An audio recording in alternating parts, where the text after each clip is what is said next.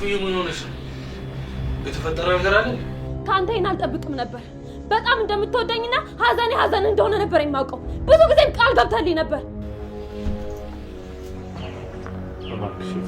ተረጋጊና ምን እንደተፈጠረ ንገር። ካንተ ይልቅ ያፌትን መምረጤ ትክክል ነበር። አንተ ሁሌም ከኔ ደስታ ይልቅ ለራስ ደስታ ብቻ ነው የምትጨነቀው። ሁሌም ሳዝን ሲከፋኝ ቤተሰቦቼን ፈልገህ እንደምታገኝልኝ ነበር የምትነግረኝ። ግን አንተ በጣም ውሸታም ነህ። እፉ ምን እያልሽ? ስለምንድን ነው የምታወራው? ስለምን እንደማወራ በደንብ ገብቶሃል። አሁንም ልሸውደኝ እንዳትሞክር። እኔ ማዝነው በራሴ ነው።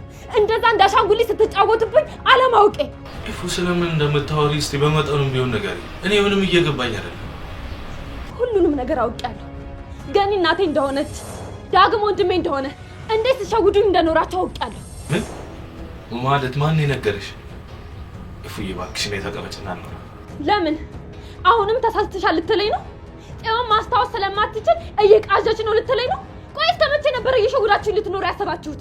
አይ እኛ እንኳን ልንሸውድሽ ያስበን አይደለም፣ ለአንቺ በማሰብ ልንነግርሽ እንልና ግን ደግሞ ከዛ የባሰ ችግር ውስጥ ነው የምናገኝሽ። ስለዚህ ከነገርንሽ ትጎጃለሽ ብለን። ምንም አይነት ችግር እናንተ ቤተሰቦቼ ከጎዳችሁኝ አይበልጥም። በተለይ አንተ ከጎዳኸኝ። አቶ ናታን ስላወቅኩ በጣም ደስተኛ ነኝ።